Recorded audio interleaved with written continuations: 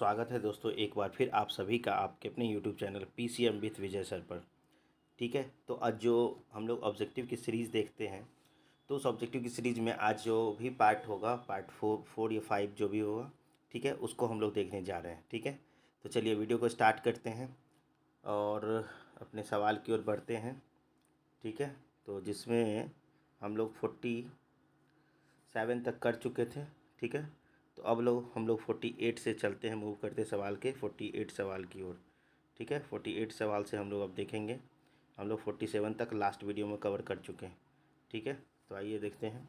जैसा कि आप दिख रहा होगा सवाल नंबर 48, सवाल नंबर 48 जो है हमारा, वो क्या कहता है। तो सवाल नंबर 48 कह रहा है कि गतिशीलता का एसआई मात्रक क्या होता है। गतिशीलता का एसआई मात्रक क्या होता है। ठीक है, तो आइए दोस्तों गतिशीलता का एसआई मात्रक समझते हैं। हमने आपको गतिशीलता बता रखा है। गतिशीलता जो होता है वो होता है, गतिशीलता जो होता है बताए थे mu equal to V D बट्टे ई।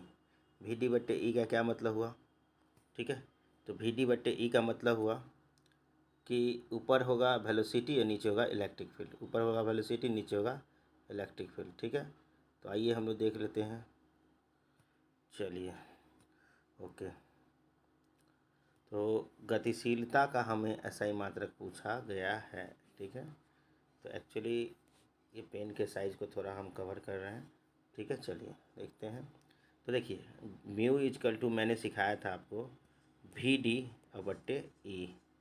अब वी डी क्या था, ड्रिफ्ट वेलोसिटी, और ई था इलेक्ट्रिक फील्ड। यहाँ से आप आसानी से इसको कैलकुलेट कर सकते हैं। सबको पता है, मैंने आपको पढ़ा रखा है कि वी डी यानी वेलोसिटी का होता है मीटर पर सेकेंड, और इलेक्ट्रिक फील्ड का होता है, इलेक्ट्रिक फील्ड का दो फार्मूला था, एक था वोल्ट पर मीटर। ठीक है, वोल्ट पर मीटर। यहाँ से चेक किया जाए तो जानते हैं कि मीटर मीटर ऊपर हो जाएगा मीटर स्क्वायर। ठीक है, ये ऊपर जाके गुना हो जाएगा और नीचे होगा volt into second. Volt into second यानी फाइनली जो इसका आंसर होगा वो आप चेक कर सकते हो, metre square oblique volt into second. और ये ऑप्शन जो दिख रहा होगा आपको, वो कहाँ दिख रहा होगा, तो ऑप्शन ए में दिख रहा है। देख लीजिए ऑप्शन नंबर ए में दिख रहा है। ठीक है, चलिए मूव करते हैं हम लोग नेक्स्ट सवाल की ओर। सवाल नंबर 49 ये आपका करेंट चैप्टर से चल रहा है। आइए 49 नंबर सवाल समझते हैं। अनुगमन वेग तथा धारा घनत्व में संबंध होता है। यानी अनुगमन वेग बताए थे वी डी का ही नाम है, और धारा मतलब धारा घनत्व मतलब जे। ठीक है, सबको पता होगा इस दोनों के फॉर्मूले क्या थे। ठीक है, तो सबको पता है कि आई बराबर अगर कहा गया है या जे बराबर, तो हम लोग को आई बराबर नहीं कह के जे बराबर कहा गया है। तो जे बराबर हमेशा होता है N E A V D, तो एन ई वी डी होता है, एन ई वी डी। ठीक है, तो चेक किया जाए यहाँ पर, तो इस ऑप्शन के अकॉर्डिंग चलते हैं तो थोड़े से ऑप्शन हमको ठीक ठाक नहीं लग रहे हैं। जैसे कि पहला ऑप्शन, ये तो आई बराबर N E A V D होना चाहिए, तो गलत है। दूसरा सी है आई बराबर N E A V D, तो ये थोड़ा ठीक है, लेकिन ये हमें नहीं पूछ रहा। जे बराबर N E A V D हो गया, ये भी सेम दे दिया गया, और जे बराबर आई ए वी डी दे दिया। तो यहाँ पर सही सही रिजल्ट जो होता था जे बराबर एन ई वी डी, क्योंकि ए जो है कहाँ चला जाता था, जे के डिवाइड में। तो क्योंकि जे बराबर होता है आई बट्टा ए, तो इस अकॉर्डिंग जो आंसर है थोड़ा करेक्ट करना होगा आप लोग को। तो आंसर को करेक्ट करेंगे। अगर हमको धारा के साथ पूछता, अनुगमन वेग और धारा में, सॉरी सही सही सही, धारा घनत्व तो नहीं है, धारा में पूछा है, तो वही तो हमने कहा कि हमारा सही आंसर सी होगा। देख लीजिए आई इक्वल टू क्या पढ़ाए थे, N E A V D. ठीक है, तो ऑप्शन नंबर सी सही है। That's all. चलिए सवाल नंबर हम लोग मूव करते हैं सवाल नंबर 50 की ओर। सवाल नंबर 50 क्या कह रहा है कि मुक्त इलेक्ट्रॉन ई का जो तापीय वेग किस कोटि का होता है। तो सही बात है, फ्री इलेक्ट्रॉन जो हमने आपको पढ़ाया था बोर मॉडल में भी कि 1.88 समथिंग × 10⁻⁶ या 76 था। तो एक्चुअली ये इसके सही रिजल्ट जो होंगे वो इस तरह से आप देख सकते हो कि लगभग इलेक्ट्रॉन की स्पीड अच्छी खासी होती है, और ये होती है 2 × 10⁷ मीटर पर सेकंड। यहाँ 10⁻10 है, ये बहुत ज़्यादा हो गया, लाइट से भी ज़्यादा। ये 9 × 10⁻9, ये भी बहुत ज़्यादा, और ये तो बहुत कम है। यानी कि ऑप्शन सी सही है, 2 × 10⁻⁷ मीटर पर सेकंड। चलिए हम लोग मूव करते सवाल नंबर 51 की ओर। सवाल नंबर 51 क्या कह रहा है, सब देख सकते हैं कि ओम के नियम को पूर्ण करता है। सभी जानते हैं ओम के नियम में दो ही बातें थी, भी समानुपाती आई, ठीक है, भी समानुपाती आई। इस हिसाब से ऑप्शन नंबर बी सही है और बाकी ऑप्शन गलत है। बाकी में रेजिस्टेंस दिया, रेजिस्टेंस तो नहीं होता था, धारा जो थी वो वोल्टेज के समानुपाती थी। चलिए सवाल नंबर हम लोग 50 की ओर, 51 हो गया। अब सवाल नंबर 52 की ओर मूव करते हैं, ठीक है। चलिए तो 52 नंबर सवाल कह रहा है कि प्रतिरोधकता का एसआई मात्रक, प्रतिरोधकता का एसआई मात्रक पूछा है। सभी जानते हैं प्रतिरोधकता का एसआई मात्रक ओम मीटर होता है। क्या होता है? ओम मीटर होता है। सही सही ऑप्शन क्या हो गया? बी, ओम मीटर, ठीक है। चलिए मूव करते हैं हम लोग अगले सवाल की ओर। इजीली आपको ये सभी ऑब्जेक्टिव कवर हो रहे होंगे, ठीक है। चलिए सवाल नंबर 53 देखते हैं। किसी तार की लंबाई 2 मीटर है। कितनी है? 2 मीटर है। इसे खींचकर 2 गुना कर दिया जाता है तो नए तार का प्रतिरोध हो जाएगा। इसमें एक्चुअली पाई दे दिया गया है, लेकिन ये पाई नहीं होकर मीटर होता, ठीक है। या कह सकते हो कि ओम होता, ओम, क्योंकि प्रतिरोध को हम लोग ओम में मापते हैं। तो ओम का संकेत ऐसे होता है। तो ऑप्शन में इस तरह से पाई दिया गया है, थोड़ा सा समझेंगे इसको आप, ठीक है। चलिए चेक करते हैं। तो हमने आपको डायरेक्ट पढ़ाया था कि अगर आपको नया प्रतिरोध R2 पूछे तो ये क्या होता है? n² R1। क्या होता है? n² R1 कितना है? तो यदि किसी तार की लंबाई 2 मीटर है, इसे खींचकर दुगुना करेंगे तो 2 मीटर है, खींच के दुगुना करने का मतलब हो गया 2 से गुना, ठीक है। तो तार का नया प्रतिरोध क्या होगा? तो प्रतिरोध तो आप जानते हैं, पुराना जो भी होगा उसका 4 गुना हो जाएगा, क्योंकि यहाँ 2 से गुना हो गया है, 2 का स्क्वायर हो गया है, ठीक है। तो इस हिसाब से ऑप्शन जो है नया प्रतिरोध जो है पुराने प्रतिरोध का कितना होना हो जाएगा? तो 4 गुना हो जाएगा, ठीक है। इस अकॉर्डिंग हमारा जो सही आंसर चल रहा है वो क्या है? आंसर नंबर 4 होना चाहिए, 4 ओम, ठीक है। अब आइए सवाल नंबर 54 की ओर। ताप के वृद्धि के साथ यानी ताप बढ़ाएंगे तो क्या होगा? तो प्रतिरोध भी बढ़ेगा और प्रतिरोधकता भी बढ़ेगा, क्योंकि हम आपको बता रखे थे, सबको याद होगा कि आपको 2 फार्मूला बताए थे। R2 बराबर R1 into 1 plus alpha into delta T. क्या? एक फार्मूला ये पढ़े थे हम लोग, ठीक है। साथ ही साथ एक फार्मूला और पढ़े थे कि रो टू बराबर रो 1 plus alpha into delta T, ठीक है। कहने का मतलब हो गया कि हमारे पास ये दोनों सही हैं, ठीक है, ये दोनों सही हैं। तो यानी कि आपका ताप बढ़ने से रेजिस्टेंस भी बढ़ता है और रेजिस्टिविटी भी बढ़ती है, क्योंकि रेजिस्टेंस और रेजिस्टिविटी एक दूसरे के डायरेक्टली प्रोपोर्शनल होते हैं। तो ऑप्शन इस हिसाब से सही जो जा रहा है हमारा कि प्रतिरोध बढ़ता है, प्रतिरोधकता घटता है, प्रतिरोधक बढ़ता है, प्रतिरोध घटता है, लेकिन यहाँ पर दोनों, यानी दोनों बढ़ता है, ठीक है, और वृद्धि के साथ, ठीक है। अगला सवाल जो देखते हैं, सवाल नंबर 55 की ओर हम लोग मूव कर रहे हैं। सवाल नंबर 55, 56, 57, ठीक है। आइए देखते हैं। 55 नंबर सवाल में कह रहा है कि प्रतिरोध के श्रेणी क्रम में संयोजन से क्या समान रहता है। हमने आपको बता रखा है कि जब भी प्रतिरोध को श्रेणी में जोड़ेंगे तो श्रेणी में एक ही चीज़ कांस्टेंट हो सकती है या समान हो सकती है, वो है धारा। जो धारा यहाँ से पास करेगी वही धारा यहाँ से पास करेगी, वही धारा यहाँ से पास करेगी, ठीक है। यानी कि विद्युत धारा आपका डी ऑप्शन सही है, ठीक। चलिए सवाल नंबर मूव करते हैं हम लोग 56 की ओर। सवाल नंबर 56 की ओर। तो 56 नंबर सवाल हमसे क्या कह रहा है कि यदि n समान प्रतिरोध से जोड़ा जाए, यदि n समान प्रतिरोध से जोड़ा जाए तो समतुल्य प्रतिरोध, यानी कि n मान के समान प्रतिरोध को जोड़ा जाए, कह रहा है, ठीक है। तो उसका समतुल्य प्रतिरोध n समान प्रतिरोध से जोड़ा गया है। तो देखिए यहाँ पर एक चीज़ बात होती है कि सीरीज और पैरेलल, ठीक है। अगर बात सीरीज की करी जाए तो हमने आपको सिखा रखा है कि NR हो जाएगा, अगर बात पैरेलल की करी जाए तो R/N हो जाएगा, ठीक है। तो यदि यहाँ पर समतुल्य प्रतिरोध पूछा है तो NR श्रेणी ही होना चाहिए, तो NR होगा, और पैरेलल होगा तो R/N होगा, ठीक है। चलिए अगले सवाल की ओर मुड़ जाते हैं।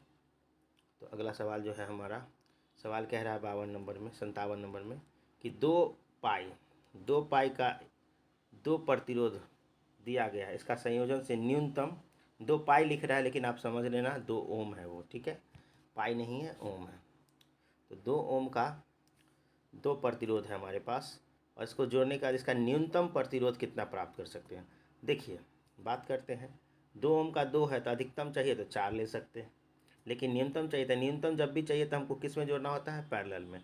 पैरेलल में कैसे जुड़ता है, R1 इंटू R2 बट्टे R1 प्लस R2। यहाँ से आप देख सकते हैं कि ऊपर 4 और नीचे भी 4, यानी 1 ओम। ठीक है, तो सबसे 1 ओम कम प्रतिरोध मिल सकता है। पाई नहीं है, ये क्या है, ओम है। हमने पहले भी आपको बताया कि पाई पढ़ना है, टाइपिंग में ये पाई लिखा गया लेकिन है ये ओम। चलिए सवाल नंबर 58 की ओर मूव करते हैं हम लोग। सवाल नंबर 58, 59 और 60। ठीक है, सवाल नंबर 58 कह रहा है आपसे, देख सकते हैं आप कि समान वोल्टता के 200 और 100 वाट के बल्ब के प्रतिरोध क्रमशः R1 और R2 है। ठीक है, देखिए वोल्टेज सेम है, वोल्टेज सेम है और उसके प्रतिरोध अलग अलग है, R1 R2 है, लेकिन एक का वाट पावर जो है 200 है और एक का पावर जो है 100 वाट। तो इस हिसाब से आप कैसे निकाल लोगे, तो इजीली निकाल लेंगे। हम लोग पढ़े थे कि अगर पावर का इक्वेशन लिखना हो तो पावर का होता है V² बाई R1 और एक होता है V² बाई R2। क्यों हम ऐसा लिखें, आप जानते हैं वोल्टेज दोनों के सेम है, क्वेश्चन में ही कहा गया कि दोनों का समान वोल्टेज है, लेकिन दोनों के पावर अलग अलग है, एक के 100 वाट एक के हैं 200 वाट। अब इस हिसाब से हम लोग चेक करें। ठीक है, तो देखिए कैसे चेक कर लेंगे, एक के हैं 100 वाट और एक के हैं 200 वाट। ठीक है, एक के हैं 100 वाट और एक के हैं 200 वाट। तो यहाँ से अगर देखा जाए तो एक का होगा 200 बट्टे 100 बराबर, आप सभी जानते हैं, V² बाई R1 और बट्टे V² बाई R2। ठीक है, अब जानते हैं यहाँ से V के V कट जाएंगे तो R2 बट्टे R1 बराबर क्या होना चाहिए, ये देखिए 2/1। यहाँ से चेक करेंगे तो R2 बराबर क्या होगा, R2 बराबर 2R1, R2 बराबर 2R1। तो चलिए हम लोग को कौन रिलेशन सही दिया गया है चेक कर लेते हैं हम लोग। ठीक है, पावर का इक्वेशन होता है, उसी से हमने आपको प्रूव किया ये। ठीक है, तो R2 बराबर 2R1 यानी ऑप्शन बी सही है। ठीक है, चलिए दोस्तों अगले सवाल की ओर मूव करते हैं हम लोग। सवाल नंबर 59 जो कह रहा है आपसे, सवाल नंबर 59 क्या कर रहा है, देखिए समान प्रतिरोध वाले n प्रतिरोध को पहले श्रेणी क्रम तथा फिर समांतर क्रम में जोड़ा जाता है। दोनों का संयोजन का अनुपात प्राप्त होता है। देखिए बहुत ही अच्छा सवाल है, सवाल आप देख सकते हो क्या कहा क्वेश्चन में, समझते हैं। देखिए अगर सीरीज में जोड़ा जाता है तो मैंने आपको बताया था कि NR होता है। अगर आप पैरेलल में जोड़ते हो RP तो ये होता है R/N। ठीक है, अब दोनों का अनुपात पूछ लिया तो भाग कर दीजिए। तो आप जानते हैं कि R से R कट जाएगा और ये N ऊपर होकर गुना हो जाएगा तो N² हो जाएगा। क्या हो जाएगा, N²। यानी कि अगर अब हमें पूछा जाए तो N² अनुपात 1 हो जाएगा। ठीक, अब देखना ये है कि हमको किस हिसाब से, पहले सीरीज बोला है बाद में समांतर बोला है, तो N² अनुपात 1 होगा। ठीक है, चेक करते हैं आंसर की ओर। ठीक है, देखिए N² अनुपात 1 क्योंकि पहले श्रेणी है और फिर समांतर है। ठीक है, आइए सवाल नंबर हम लोग मूव करते हैं 60 की ओर। सवाल नंबर 60 क्या कह रहा है कि 1 ओम प्रतिरोध वाले तार की लंबाई को खींचकर दोगुनी कर देते हैं तो नया प्रतिरोध होगा। सीधी सीधी बात है बच्चों, हमने क्या कहा था, दोगुनी करेंगे तो नया प्रतिरोध क्या होता है, N² और पुराना प्रतिरोध। ठीक है, और N² दुगुनी किया है आपने तो 2 का स्क्वायर गुने 1, तो कह रहा है कि देखिए तो 1 ओम का है और दुगुना करेंगे तो 4 गुने 1 तो 4 ओम। ठीक है, तो इसका सही आंसर जो होगा, अब देख लेते हैं ऑप्शन और भी है हमारे पास। तो ऑप्शन नंबर यहाँ पर देख लीजिए, ऑप्शन नंबर है हमारे पास।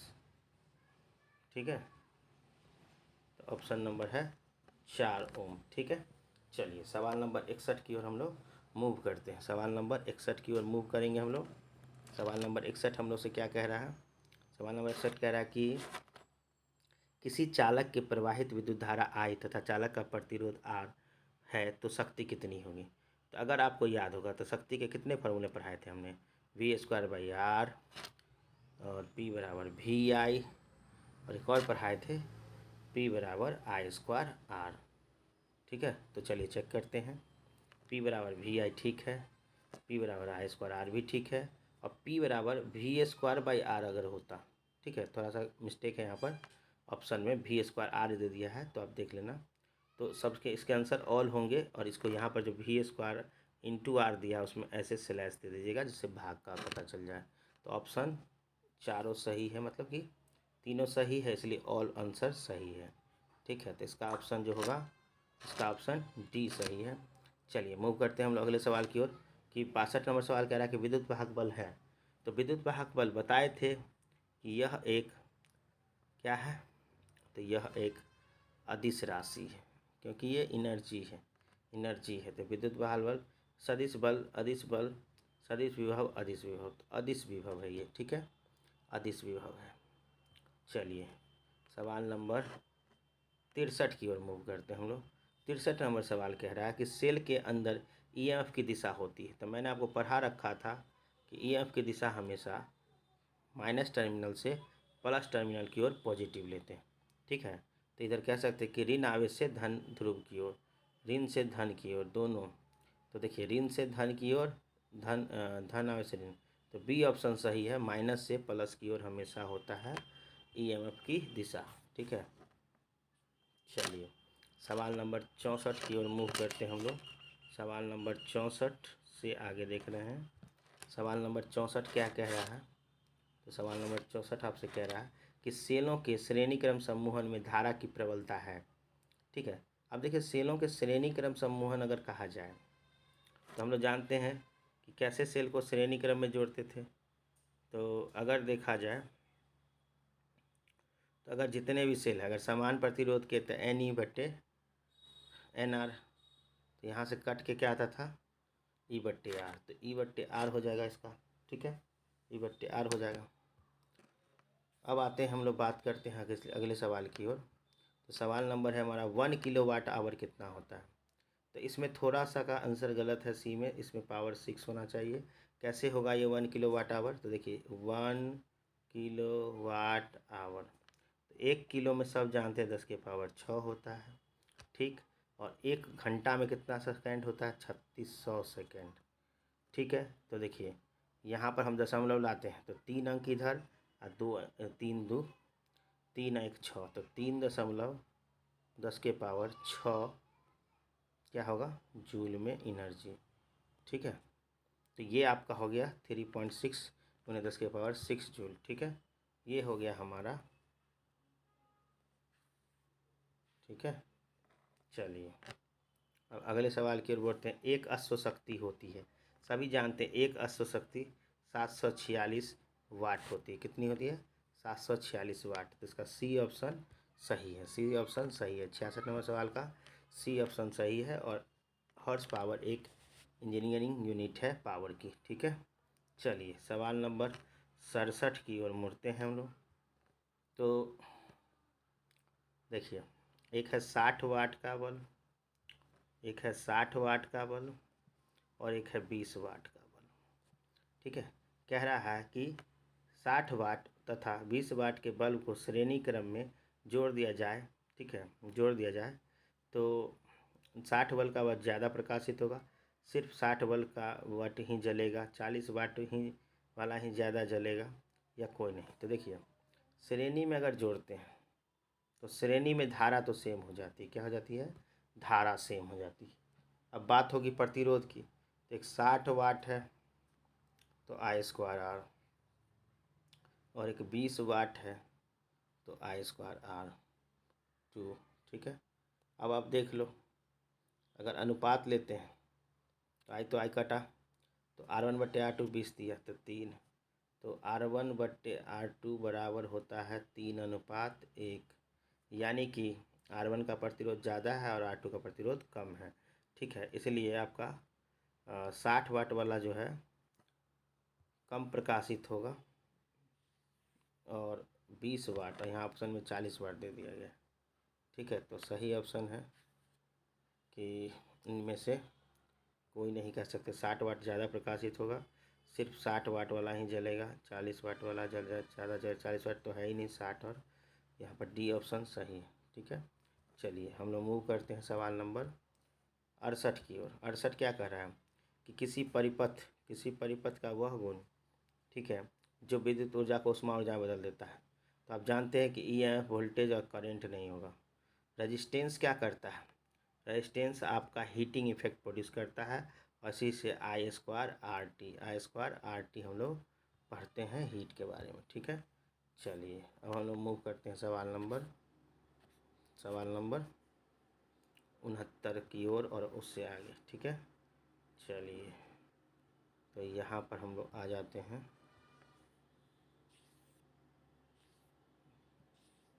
ये जो सीरीज चल रहा है इसमें आपको टोटल 311 ऑब्जेक्टिव हैं, और ये गुड ऑब्जेक्टिव हैं, मतलब इन द सेंस कि आपके बोर्ड के लेवल के हिसाब से और से आगे भी है। ठीक है, चलिए एम्पियर 69 नंबर सवाल कह रहा है एम्पियर घंटा मात्रक है। ठीक है, एम्पियर घंटा मात्रक है। हमने आपको बता दिया था कि आई बराबर होता है क्यू बाई टी। क्या होता है? Q by T. तो क्यू बराबर क्या लिखोगे आप? आई इंटू टी, और आई का होता है एम्पियर और टाइम का होता है आवर। तो देखिए इधर क्या है? आवेश। तो एम्पियर घंटा किसका? आवेश का मात्रक होगा, आवेश का मात्रक होगा। ठीक है, चलिए मूव करते हैं सवाल नंबर 70 की ओर देख लेते हैं। 70 नंबर सवाल कह रहा है कि महत्तम शक्ति के लिए आवश्यक है।